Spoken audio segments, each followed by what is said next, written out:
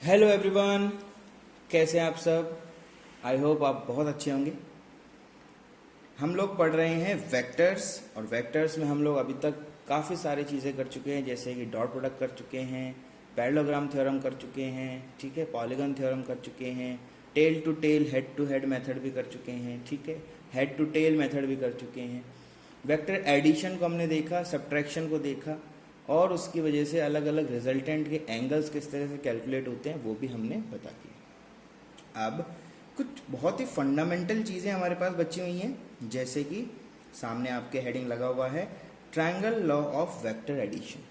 ठीक है, ये बहुत एलिमेंट्री चीज़ें हैं, बहुत ज़्यादा ऐसा नहीं है कि आपको इसमें डीप में जाना है। ये लगभग सेम है, जैसा हम पहले कर चुके हैं लगभग वैसा ही सब कुछ चलता रहेगा, लेकिन फिर भी हमें आना चाहिए।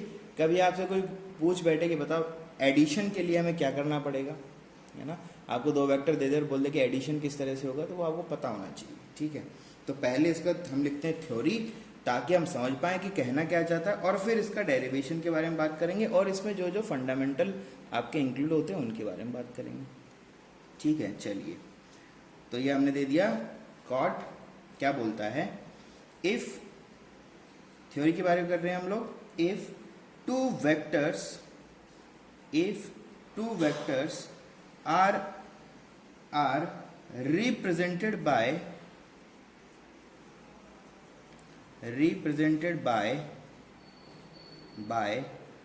two sides of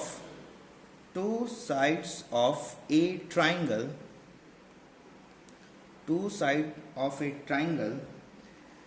taken in same order। ये बहुत इंपॉर्टेंट है, ठीक है, टेकन इन सेम ऑर्डर। ठीक है, बताएंगे आपको सेम ऑर्डर डिफरेंट ऑर्डर क्या होता है। Then the resultant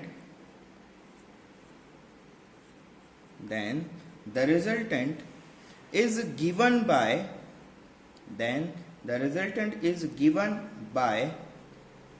third side of triangle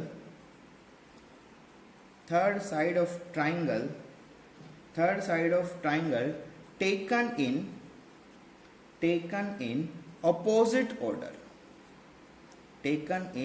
opposite order।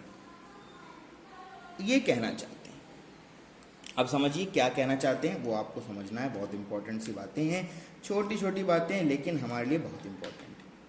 ठीक है, तो चलो बात करते हैं। तीन सबसे पहले इंपॉर्टेंट बात जो है वो आपको ये समझना है कि ट्राइंगल लॉ सिर्फ और सिर्फ दो वेक्टर्स के लिए ही पॉसिबल हो सकता है। मल्टीपल के लिए अगर आपको करना है तो मैंने आपको सिखाया है, ठीक है, आई कैप जे कैप के कैप वाला जो फॉर्मूला है उससे आप उसको सॉल्व करेंगे। ठीक है, समझ रहे हो चीज़ों को। तो ट्राइंगल लॉ है वो सिर्फ और सिर्फ दो वेक्टर्स के लिए पॉसिबल है। अगर आपके पास ज़्यादा वेक्टर्स है तो आप डायरेक्ट आई कैप जे कैप के कैप वाला जो आपको कार्टेशियन कोऑर्डिनेट सिस्टम बताया है उससे आप उसको कर सकते हैं, जिसमें आप यूनिट वेक्टर पता लगा सकते हैं। डायरेक्ट सब कुछ बताया आपको मैंने, है ना।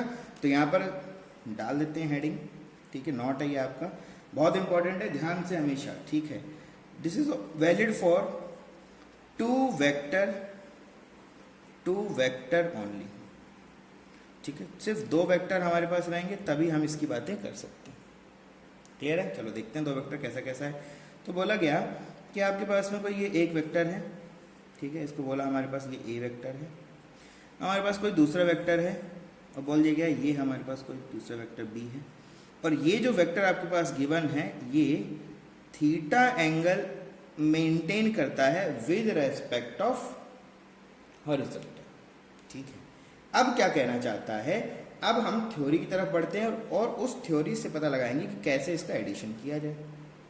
ठीक है, तो देखें, बोलता है कि if two vectors are represented by two sides of a triangle in same order। same order का मतलब है जिस डायरेक्शन में चलते जा रहे हो उसी में अगर चलते रहोगे तो, मतलब tail to head tail to head tail to head इस तरह से अगर मूव करते जाओगे तो वो हो गया सेम ऑर्डर। अगर आपने कर दिया टेल टू हेड फिर अगला लगा दिया हेड टू टेल तो वो हो गया अपोजिट डायरेक्शन। तो क्या हो गया, अपोजिट डायरेक्शन। ठीक है, तो बता देते हैं आपको कैसे कैसे है। जैसे आपने बोला ये एक वेक्टर है और इसमें आपने कोई दूसरा वेक्टर यहाँ पर ऐड कर दिया। ठीक है, ये हमारे पास में बोल दिया कोई पी वेक्टर है। ठीक है, सिमिलर हमने बोल दिया ये कोई क्यू वेक्टर है। और हमारे पास एक और वेक्टर था, ये हमारे पास था, बोल दिया कि ये कोई आर वेक्टर है। तो सेम ऑर्डर का क्या मतलब वो समझिए, ठीक है। सेम ऑर्डर का मतलब है पी वेक्टर, ठीक है, और इसी पैटर्न के अंदर मतलब टेल टू हेड रखा है इसको, तो नेक्स्ट वाला भी कैसे रखोगे, टेल टू हेड रखोगे, क्या बन गया आपके पास में क्यू वेक्टर। नेक्स्ट वाला क्या है, इसको ट्रांसफॉर्म करो, ठीक है, पैरेलल शिफ्टिंग करो, तो इसको यहां से उठा के लाए, ऐसे शिफ्ट कर दिया, ठीक है। तो ये भी क्या हुआ, वापस से टेल टू हेड, क्या हो गया, टेल टू हेड। तो ये जो चीज आपने किया है tail to head, tail to head, tail to head, अगर आप किसी वेक्टर को इस तरह से लेके जाओगे तो this is nothing but same order. क्या बोलता है इसको, ये सेम ऑर्डर। डिफरेंट ऑर्डर करना है तो क्या करेंगे, ठीक है, क्या बोलोगे, डिफरेंट ऑर्डर है तो क्या करेंगे, ठीक है। तो डिफरेंट ऑर्डर में क्या हो जाएगा, उल्टा हो जाएगा, ठीक है। तो इसको समझने के लिए वापस से अपने बेसिक पे चलते हैं। तो ये सेम ऑर्डर हो गया, मतलब क्या है, इसी पैटर्न के अंदर सबको क्या करते जाना है, हमको रिप्रेजेंट करते जाना है। कैसे करें, तो आपने कहा सर बहुत आसान सा काम है ये तो। ये रहा हमारा ए वेक्टर, ये क्या है हमारे पास में ए वेक्टर, और इसी के साथ टेल टू हेड, इसके हेड पे अगले वाले का टेल अगर मैं चिपका देता हूं तो ये बन जाएगा सेम ऑर्डर। ये क्या बन जाएगा आपका सेम ऑर्डर। तो आपने लिया और इस वेक्टर को यहां पर रिप्रेजेंट कर दिया, ये हो गया बेटा जी आपका, ये हो गया हमारे पास में सेम ऑर्डर। दो साइड्स, अगर किसी ट्राइंगल के दो साइड, देखो if two vectors are represented by two sides of a triangle taken in same order, हो गया सेम ऑर्डर, सेम ऑर्डर।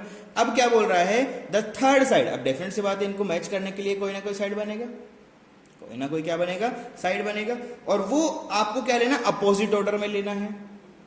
वो कैसा लेना है, अपोजिट। तो अगर देखो यहां से मैं यहां पर ज्वाइन कर दूं तो ये तो सेम ऑर्डर हो गया, अगर इस तरह से इसको ज्वाइन कर दोगे तो क्या हो जाएगा, सेम ऑर्डर। अपोजिट ऑर्डर का क्या मतलब है कि इसके हेड पे आपका जो रिजल्टेंट है उसका हेड आ जाना चाहिए, उसका क्या आ जाना चाहिए, हेड आ जाना चाहिए। तो आपने कहा सर अगर ये थर्ड साइड है हमारे पास, ये हमारा थर्ड साइड है, तो ये जो अपोजिट ऑर्डर में हमने इसको काउंट किया है, देखो अपोजिट ऑर्डर में क्या करना है, काउंट करना है। तो ये जो आपका थर्ड साइड है ये क्या रिप्रेजेंट करेगा, ये रिप्रेजेंट करेगा आपका रिजल्टेंट, ठीक है। तो कैसे लिख देते हैं इसको आप, ये बात पढ़ चुके हो पहले, कोई प्रॉब्लम इसमें नहीं है। तो आपने कहा sir A vector plus B vector is equal to क्या हो जाएगा हमारे पास में R vector, A vector plus B vector is equal to R vector. Clear है सब बात है, इस तरह से इसको रिप्रेजेंट करना है। अब बात आती है एंगल कौन सा लेंगे सर हम लोग, तो देखो बेटा बी ने एंगल जो बनाया है वो हॉरिजॉन्टल के साथ ये बनाया, तो आप कभी भी ये मत कर देना कि ये एंगल थीटा, नहीं ये एंगल थीटा नहीं है, ठीक है। तो अगर आपको एंगल देखना है तो आप बोलोगे सर बी का एंगल जो था वो ये थीटा था। आपसे कोई पूछता है ए और बी का एंगल क्या है, तो आपको मैंने बताया एंगल जब भी लेना या तो हेड से हेड काउंट करो या तो टेल से टेल काउंट करो। तो आप देखो ये तो हेड से टेल काउंट हुआ है, तो मतलब यहां पर इस तरह से डायरेक्ट ये एंगल तो आपका थीटा नहीं हो सकता।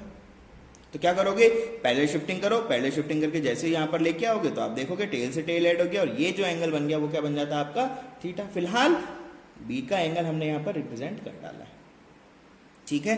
अब इसी को अगर आप सेम ऑर्डर में ले लेते, इसी चीज को अगर आप सेम ऑर्डर में ले लेते तो क्या होता, अभी बता देते हैं। देखो बहुत फंडामेंटल चीजें हैं, बहुत इंपॉर्टेंट है। वेक्टर में बस आपको डायरेक्शन ही देखना होता है और कुछ भी नहीं करना होता, क्लियर है। तो ये सब चीजें आपको समझना है किस तरह से हो रहा है। तो देखो कैसे बोला जा रहा है, ये बोल दिया कि ये ए वेक्टर था, ये हमारे पास बी वेक्टर था और थर्ड वेक्टर भी उसी सेम ऑर्डर में ले लिया। आपने कहा सर सेम ऑर्डर कैसे हो जाएगा, ये हो गया सेम ऑर्डर। क्या हुआ बेटा, ये देखो ये हो गया आपका इसमें ए वेक्टर, ये हो गया आपका बी वेक्टर, और पहले ये इस तरफ था तो क्या था, आर था, तो ये क्या हो गया आपका माइनस आर वेक्टर। अरे सिंपल सी बात है यार, देखो समझो चीजों को कैसे कर रहे हो। मैंने बताया था ए और माइनस ए में क्या डिफरेंस है। अगर आपके पास में ये कोई ए वेक्टर है, अगर ये आपके पास में ए वेक्टर है तो इसका अपोजिट डायरेक्शन क्या हो जाएगा, माइनस ए वेक्टर हो जाएगा। क्या हो जाएगा, माइनस ए वेक्टर हो जाएगा। इस तरह से लिखते हो, ये क्या हो जाएगा आपका माइनस ए वेक्टर हो जाएगा। Simple opposite, simple opposite. ऐसे रिप्रेजेंट करो, यहां बना सकते हो, ऐसे ही बना सकते हो, कोई दिक्कत नहीं है। जैसे अगर आप बोलोगे नहीं सर मुझे तो यहीं बना के दिखाओ, तो बोला ये हो गया आपका, ये हो गया माइनस ए वेक्टर। ऊपर भी रिप्रेजेंट कर सकते हो, कोई प्रॉब्लम नहीं। तो अगर देखें तो लास्ट वाले में क्या था, ये आर वेक्टर का डायरेक्शन इधर था, अपोजिट कर दिया तो क्या हो जाएगा माइनस आर डायरेक्ट, क्या हो जाएगा माइनस आर वेक्टर। क्लियर है। तो यहां पर अगर आप देखोगे तो हो जाएगा A vector plus B vector, A vector plus B vector. बेटा जी ध्यान दो, ए वेक्टर प्लस बी वेक्टर और ये भी सेम ऑर्डर में है, तो क्या बोलोगे, plus minus are vector is equal to कितना बनेगा, 0। क्यों? क्योंकि जहां से चलना शुरू किया था आपने वहीं पर वापस पहुंच गए, जहां से चलना शुरू किया था वहां पर वापस पहुंच गए। और वेक्टर क्या बताता है आपको, मैग्नीट्यूड भी होना चाहिए, डायरेक्शन होना चाहिए। तो बेटा डायरेक्शन 0 वेक्टर, ये क्या बनेगा आपका, क्या बन जाएगा, 0 वेक्टर। डायरेक्शन तो कहीं भी हो सकता है लेकिन मैग्नीट्यूड कितना हो गया उसका, 0 हो गया।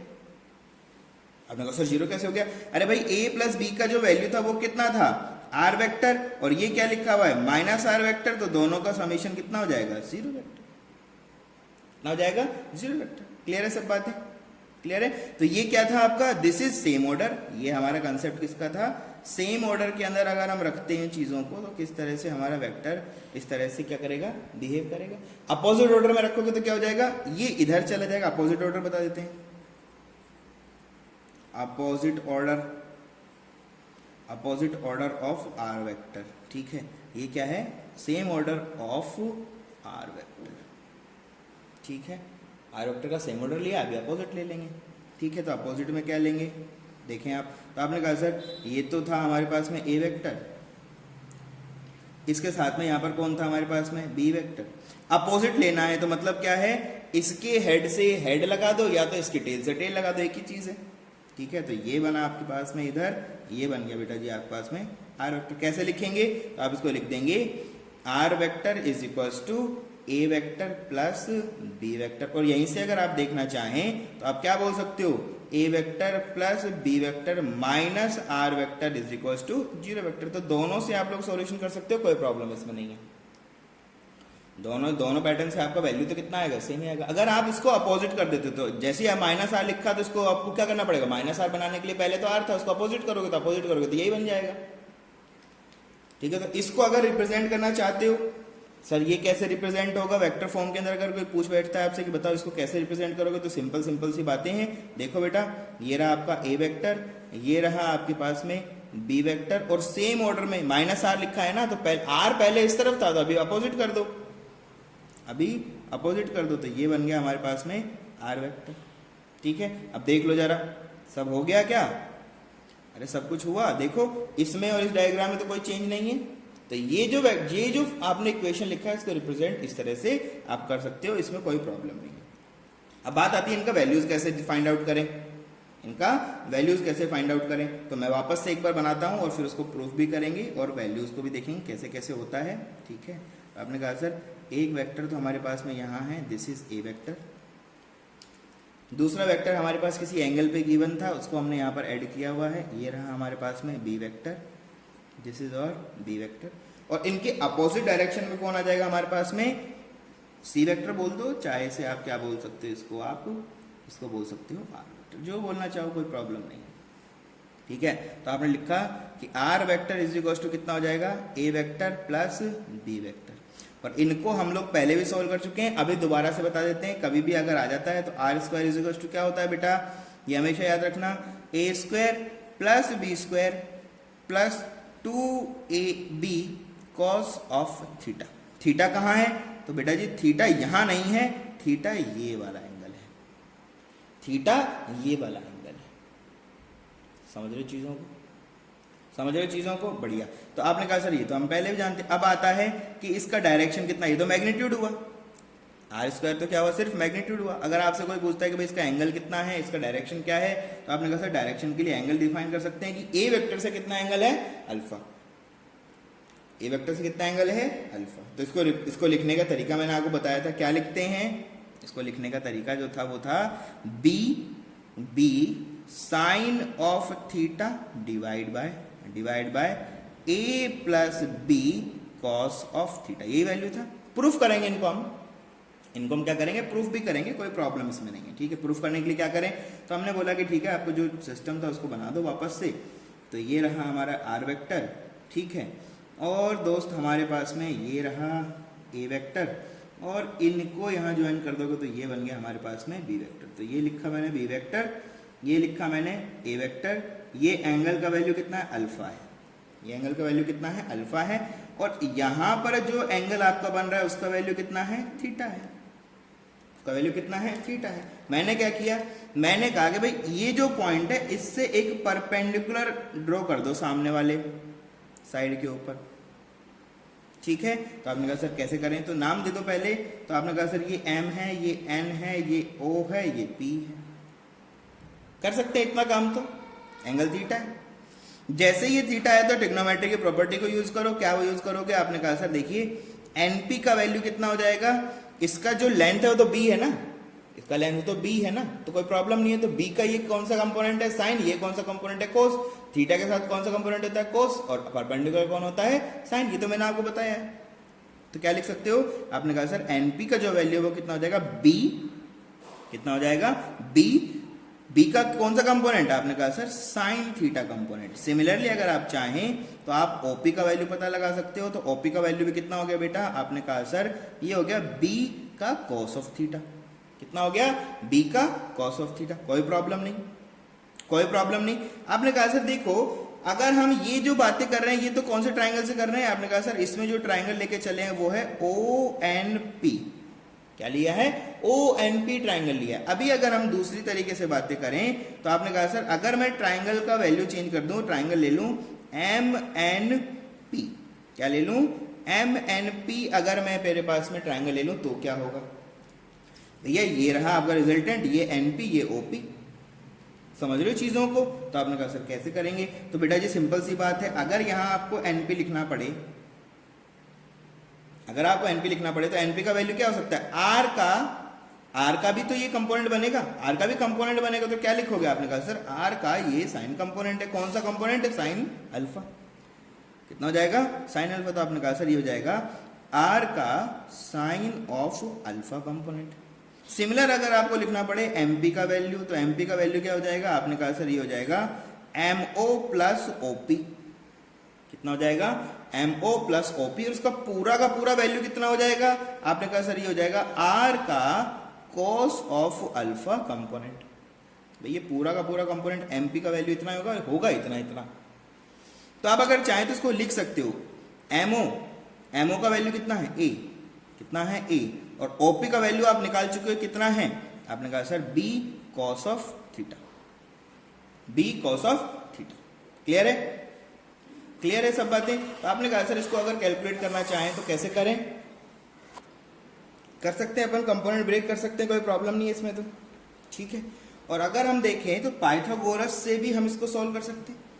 पाइथागोरस अगर लगा दें हम MNP ट्राइंगल में, अगर पाइथागोरस लगा दें तो क्या बनेगा, आपने कहा sir R square is equals to हमारे पास हो जाएगा NP का होल स्क्वायर प्लस MP का होल स्क्वायर। ये बनेगा NP का होल स्क्वायर प्लस MP का होल स्क्वायर। अंडर रूट नहीं होगा भाई, R equals to under root में होता है ना, तो ये सब ध्यान देना है आपको, ठीक है। तो आपने कहा सर वैल्यूज कैसे डालें, यार सारी वैल्यूज अब तो हमारे पास में बैठी हुई हैं, आराम से सारी वैल्यूज आप पुट कर सकते हो, इसमें तो कोई प्रॉब्लम ही नहीं होना चाहिए। कैसे करें, तो आपने कहा सर R स्क्वायर तो ठीक है, MP का स्क्वायर, R स्क्वायर का वैल्यू भी आप पुट कर सकते हो, हालांकि अगर आप चाहें तो, लेकिन हम NP और MP का वैल्यू पुट करेंगे, ज्यादा आसान है हमारे लिए ज्यादा आसान है, ठीक है। तो कैसे करें, तो आपने कहा सर NP का वैल्यू ये रहा और MP का वैल्यू ये रहा, दोनों ट्राइंगल से वैल्यू उठा के यहाँ पर पुट कर डालो। कितना हो गया, आपने कहा सर ये हो गया हमारे पास में NP यहां से लिया आपने, ये हो गया B साइन ऑफ थीटा का होल स्क्वायर प्लस आपने बोला MP का जो वैल्यू है वो हो गया हमारे पास में बेटा A plus B cos of theta का होल स्क्वायर। और यहां पर आपने वैल्यूज पुट करना शुरू किया, तो आपने कहा sir R square is equals to B square sine square theta plus A square plus B square cos square theta plus 2AB cos of theta. यही होगा, वैल्यूज डाल दो। आपने कहा सर B स्क्वायर, तो यहां पर आ गया B square common sign square theta plus cos square theta plus A square plus 2AB cos of theta. यहां से देखो बेटा sine square cos square theta क्या होता है 1, तो क्या बना मेरे पास में B square plus A square plus 2AB cos of theta ये वैल्यू किसका है, आर स्क्वायर का। मैच कर लो ऊपर वाले के सेम है कि नहीं है, दोनों सेम है, प्रूफ हो गया, प्रूफ हो गया हमारे पास में, गुड, बहुत बढ़िया। चलो अब एंगल की बात करना है, तो एंगल के बारे में बात करें तो आपने कहा सर एंगल की कैसे बात करेंगे, तो देखो बिल्कुल सिंपल सी बात है, tan अल्फा की कैलकुलेशन कर लो। यहां से देख सकते हैं tan अल्फा, ये तो कैलकुलेट करना है, tan अल्फा कैलकुलेट करना है, तो आपने कहा सर tan अल्फा क्या हो जाएगा, सिंपल है यार, sign component divide by cos component, sign component divide by cos component. Clear सब बातें, कैसे लिखें, तो आपने कहा सर बिल्कुल आसान सी बातें हैं, tan alpha is equals to, tan alpha is equals to क्या हो जाएगा, आपने कहा सर ये जो होता है ये होता है sine alpha divide by cos of alpha, ये भी लिख सकते हो, ठीक है। और साइन अल्फा का देखोगे ना तो वैल्यूज तो हमारे पास पहले ही हैं, ठीक है। या फिर इसको क्या लिख सकते हो, आपने कहा सर इसको लिख सकते हैं NP divide by, NP divide by में पूरा का पूरा वैल्यू क्या है आपके पास में, एमपी, ठीक है। या तो ऐसे लिखो या तो ऐसे लिखो, दोनों में से किसी को भी सॉल्व करना है हमें तो, ठीक है। तो आपने कहा sir tan alpha is equals to NP का वैल्यू कितना है, b sine of theta divide by MP का वैल्यू कितना है, a plus B cos of theta, और यही आपको रिक्वायर्ड था, दोनों का प्रूफ हो गया, दोनों चीजों क्या हो गया आपका प्रूफ हो गया, समझ रहे हो चीजों को, बढ़िया। अब देखो यहां ध्यान देना है, जब आप ये फॉर्मूला यूज करते हो R square is equals to A square plus B square plus 2ab cos of theta, तो थीटा को ध्यान से कैलकुलेट करना, टेल टू टेल मेथड को यूज करके, तब थीटा का कैलकुलेशन होगा, अदरवाइज हमारा कैलकुलेशन नहीं हो पाएगा, ठीक है। यहां पर ध्यान रखना, ए बी और आर ये कभी भी can never be, can never be negative. क्यों नेगेटिव नहीं होंगे, क्योंकि these are magnitude of vectors, क्या होते हैं, मैग्नीट्यूड ऑफ वेक्टर्स। तो देखो हमेशा याद रखना, कैपिट ऐसे लिखते हो मॉड ए, कैसे लिखोगे, मॉड ए, तो क्या लिखोगे मॉड बी, फिर क्या लिखोगे मॉड आर, ये क्या होता है, दिस इज नथिंग बट, यही तो होता है मैग्नीट्यूड ऑफ, ये क्या होता है मैग्नीट्यूड ऑफ ए वेक्टर, ये क्या चीज है बेटा, ये है आपका मैग्नीट्यूड ऑफ बी वेक्टर, और ये क्या है आपका, ये है मैग्नीट्यूड ऑफ आर वेक्टर, ठीक है। तो ये मैग्नीट्यूड तो मॉड में लेते हैं हमेशा, नेगेटिव तो हो नहीं सकता। तो सर नेगेटिव क्या होगा, क्या वैल्यू कभी नेगेटिव नहीं आएगा, आएगा, नेगेटिव आर का वैल्यू नहीं आएगा, लेकिन यहां का साइन पॉजिटिव नेगेटिव हो सकता है, मतलब इनका साइन हमेशा पॉजिटिव रहेगा, बी का भी पॉजिटिव रहेगा, इनका साइन पॉजिटिव नेगेटिव सकता है, डिपेंड किस पे करेगा, कॉस ऑफ थीटा पे कर सकता है, कॉस ऑफ थीटा। तो लिख दो इस बात को, थीटा कैन बी पॉजिटिव और negative, depends on quadrant of angle. देखना पड़ेगा कौन से क्वाड्रेंट के अंदर एंगल गया है, उसी हिसाब से वैल्यू आपके पास में आता चल जाएगा, ठीक है। तो ये बहुत ही छोटा सा चीज हमने किया है, आज हमने पढ़ा है ट्राइंगल लॉ ऑफ वेक्टर्स, ठीक है। तो ऐसे ही 1-2 वीडियोस और रहेंगे आपके वेक्टर्स के, और फिर आपका वेक्टर खत्म हो जाएगा। प्रैक्टिस करते रहिए, पढ़ते रहिए। Thank you very much, stay safe, stay blessed.